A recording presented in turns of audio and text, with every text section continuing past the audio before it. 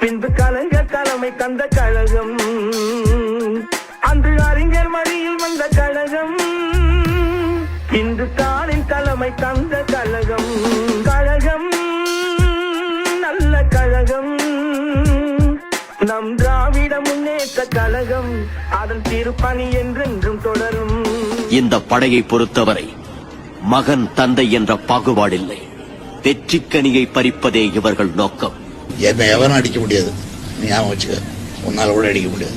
நான் திருப்பி அடிச்சா தாங்க முடியாது உன்னால. ஸ்பார்டன்ஸ் பின்வாங்குவதும் இல்லை, ஸ்பார்டன்ஸ் சரணடைவதும் இல்லை. இன்னைக்கு யாரோ தமிழ்நாடுன்னு சொல்லக்கூடாது புலம்பிக்கிட்டு இருக்கிறானே, நான் கேட்கிறேன்.